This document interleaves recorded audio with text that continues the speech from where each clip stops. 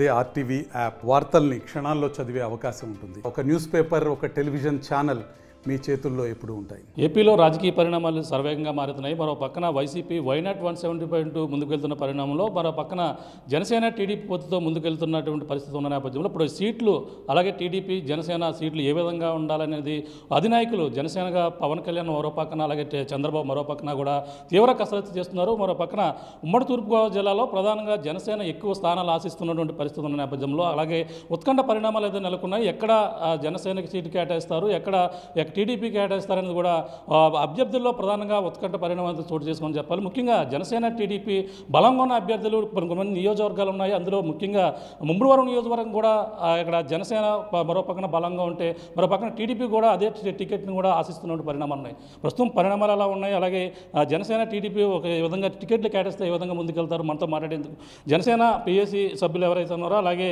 Mummidivaram Janasena incharge Pitani Balakrishna ఉన్నారు. మరిన్ని విషయాలు తెలుసుకునే ప్రయత్నం చేద్దాం. సార్ చెప్పండి, జనసేన టీడీపీ పొత్తుతో పక్కన ముందుకు వెళ్తున్నారు, సీట్లపై తీవ్రంగా దానిపై కసరత్తు చేస్తున్నారు అధినాయకులు. ఏ విధంగా ఉండబోతుందంటారు? ముఖ్యంగా తూర్పుగోదావరి జిల్లాలో ఎక్కువ స్థానాలు ఆశిస్తున్నారు. ఎలా ఉండబోతాయంటే పరిణామాలు, ముమ్మడివరంలో పరిణామాలు ఏ విధంగా ఉన్నాయి? అదే ఇప్పుడు దగ్గర గడ్డ వచ్చింది కనుక ఎలక్షన్ దగ్గరలో ఎన్నికలు కూడా ఉంది కనుక మరి జనసేన తెలుగుదేశం పొత్తులో భాగంగా మరి లెక్క తేల్చుకొని మరి ప్రకటన చేయవలసిన అవసరం ఉంది కనుక మరి మా అధ్యక్షులు కొణిదెల పవన్ కళ్యాణ్ గారు మరి నా రాజ్య దైవం, ఎందుకంటే నేను ఎప్పుడు కూడా నా దైవంలా భావించే పవన్ కళ్యాణ్ గారు చంద్రబాబు నాయుడు గారు ఇద్దరు కూడా మరి గత 3 రోజుల నుంచి చర్చలు జరుగుతున్నాయని చెప్పేసి వింటా ఉన్నాం. తప్పకుండా, ఎందుకంటే ఎన్నికలు సమీపిస్తున్న సందర్భంలో ఖచ్చితంగా మరి తేల్చవలసిన అవసరం ఉంది కనుక దాని మీద కూర్చుని మాట్లాడుకొని మరి ఇంకా ప్రకటన అనేది ఇంకా రాలేదు, తప్పకుండా వస్తుందని ఆశాభావం. మరి ముమ్మడివరం మొట్టమొదట 2019లో సిట్టిబల్లి సామాజిక వర్గం నుంచి నాకు ఆ రోజు జగన్మోహన్ రెడ్డి నన్ను మోసం చేసి రోడ్డును పడేస్తే ఆ రోజున పవన్ కళ్యాణ్ గారు నన్ను హక్కును చేర్చుకొని మొట్టమొదట సీట్ ఇచ్చిన మహనీయుడు మరి ఖచ్చితంగా మళ్ళీ నాకు ఇక్కడ ముమ్మడివరం నుంచే నాకు అవకాశం ఇస్తారనేది నాకు పూర్తి విశ్వాసం. ఎందుకంటే ఆయన వేరు కాదు, నేను వేరు కాదు. ఆ కుటుంబంలో ఒక సభ్యుడిగా నేను ఎప్పుడు కూడా ఆ కుటుంబానికి రుణపడి ఉంటాను. నేను కానీ, నా కుటుంబం కానీ, మా నియోజకవర్గ ప్రజలు కానీ ఖచ్చితంగా మరి ఆయన మీద నాకు నమ్మకం, ఒక అపారమైన గౌరవం, నమ్మకం.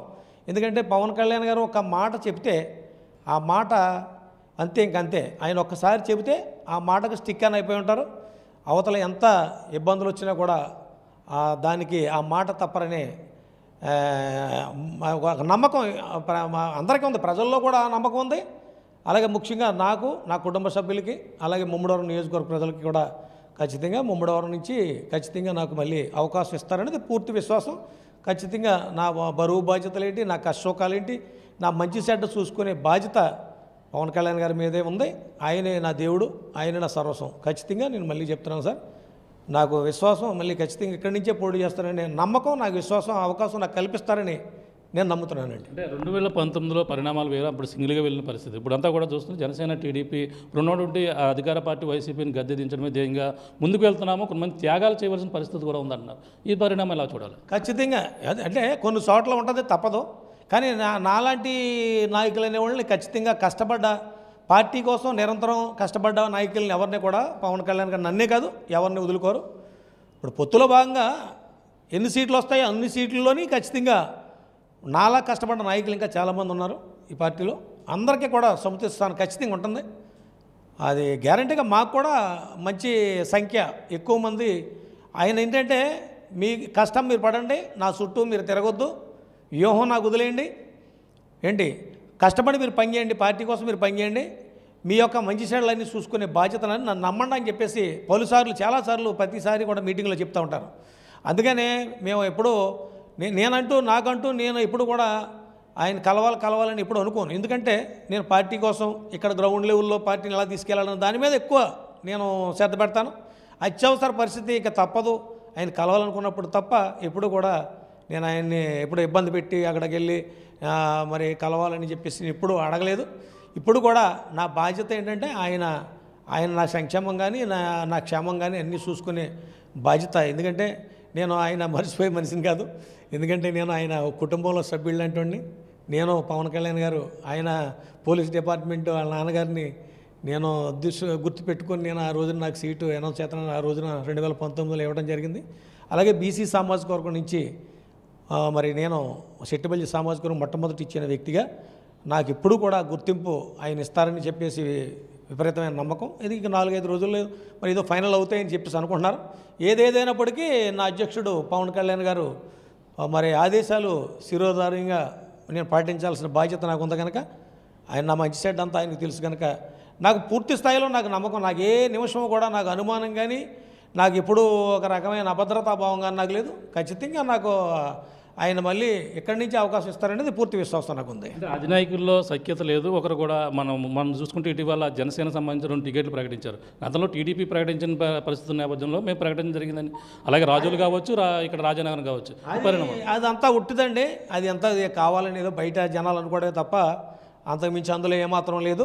అంటే ఇప్పుడు మా సైడ్ నుంచి కూడా జనసేన పార్టీ శ్రేణులు అందరూ కూడా మరి కొంత ఒత్తిడికి లోనైన పరిస్థితి దాంట్లో దృష్టిలో పెట్టుకుని అయినా నేను కొన్ని పరిస్థితుల్లో నాకు ఒత్తిళ్ళు ఉంటాయి కనుక ఆ ఒత్తిళ్ళు తగ్గించడం కోసం నేను ఇలా చేయవలసి వచ్చిందని వేళ మీకు అందరికి కూడా చెప్పడం జరిగింది. ఎందుకంటే RRR అనేది దాని మీద రిపబ్లిక్ డే 6 తర్వాత ఇంకో 2 6ల మీద నేను చేస్తానని ఇంకా అభ్యర్థులు కూడా మీరు ప్రకటించలేదు చూశారు.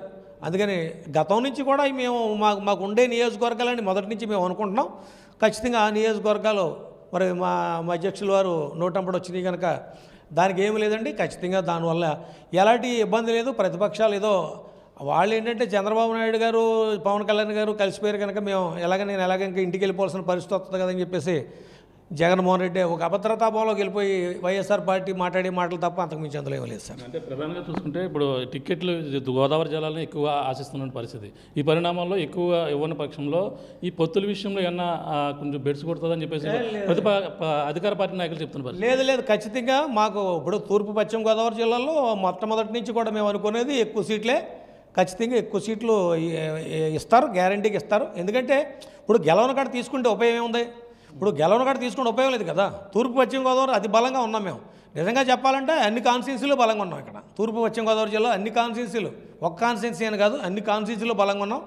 అందులో బాగా ఆయనకి మొదటి నుంచి కష్టపడ్డ మరి నియోజకవర్గాలు ఏదైతున్నాయో ఇప్పుడు నేను నిరంతరం కూడా ప్రజల్లో ఉంటాను.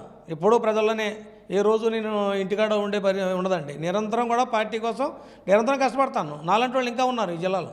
అలాంటి వాళ్ళందరినీ కూడా కాపాడుకునేదానికి ఖచ్చితంగా ఇక్కడ ఎక్కువ సీట్లు ఖచ్చితంగా కళ్యాణ్ గారు తీసుకుంటారు. అంటే మిగిలిన చోట్ల మాకు బలం లేని చోట తీసుకున్న ఉపయోగం లేదు.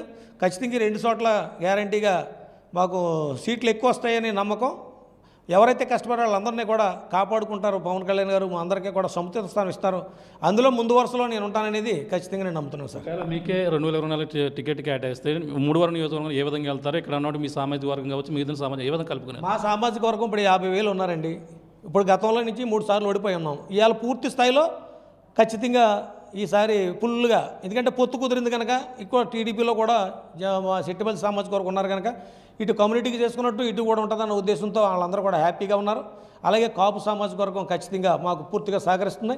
అంటే ఈ 2 కులాలు అనేది నార్మల్గా వదిలేసేస్తే ఎస్సీ సామాజిక వర్గంలో అలాగే మత్స్యకారులు కానివ్వండి, అదర్ బీసీలు కానివ్వండి, అలాగే క్షత్రియాస్ కానివ్వండి, అందరూ ప్రతి ఒక్కళ్ళు కూడా ఎందుకంటే నిరంతరం కూడా ప్రజల్లో ఉన్నాడు. ఎవరికి ఏ కష్టం వచ్చినా పితాని బాలకృష్ణ అందుబాటులో ఉన్నాడు. ఎవరు కూడా ఉన్న నాయకులు ఎవరు కూడా అందుబాటులో ఉండే పరిస్థితి లేదు. నేను అంటే ఒకరు కూడా నాకు అనవసరం, కానీ నేనైతే నిరంతరం కూడా ప్రజల్లో ఉన్నాను, ప్రజల పక్షాన ఉన్నాను. కష్టం వస్తే పితాని గారు ఉన్నారనే భరోసా ఈ ప్రజలకు కల్పించాను. ముఖ్యంగా బీసీలు బడుగు బలహీన వర్గాలు పూర్తి స్థాయిలో ఇక్కడ 180,000 సుమారు ఇవాళ బీసీలు బడుగు బలహీన వర్గాలు ఉన్నారు. పూర్తి స్థాయిలో ఈసారి వైఎస్ఆర్ పార్టీ నుంచి కూడా చాలా ఎక్కువ ఓటు నాకు వచ్చే పరిస్థితులు ఈవేళ కనపడతా ఉన్నాయి. ఎందుకంటే గతం నుంచి నేను కష్టపడి పనిచేస్తున్నాను. పితాని బాలకృష్ణ గారికి అన్యాయం జరిగింది. ఖచ్చితంగా ఈసారి బాలకృష్ణ గారు చేయాలని ఒక సదుద్దేశంతో అన్ని కులాలు అన్ని పార్టీల్లో కూడా ఇవాళ పార్టీల్లో కూడా వేరే పార్టీల్లో కూడా ఈసారి నన్ను గెలిపించుకోవాలని పూర్తి విశ్వాసంగా ఉన్నారు. మీరందరూ కూడా ఒకసారి సర్వే చేసుకున్న ఇవాళ మరి 3లోని కూడా నాకు బాగా మంచి పాజిటివ్ సంకేతాలు ఉన్నాయనేది ఖచ్చితంగా నేను నమ్ముతున్నాను. ఖచ్చితంగా మంచి మెజార్టీ, ఎవరు ఊహించిన మెజార్టీతో ముమ్మడివరం మొట్టమొదట గెలుపుని పవన్ కళ్యాణ్ గారికి కానుక ఈ ముమ్మడివరం ప్రజలందరూ కూడా ఇస్తారని పూర్తి విశ్వాసంతో నమ్ముతున్నాను సార్. టీడీపీకి ఇక్కడ టికెట్ కేటాయిస్తే ఎలా మీరు కలిసి వెళ్తారా? ఖచ్చితంగా ఇప్పుడు అధ్యక్షుల వారు ఏది నిర్ణయిస్తే దాన్ని, మా అధ్యక్షులు పవన్ కళ్యాణ్ గారు ఏది నిర్ణయిస్తే అది.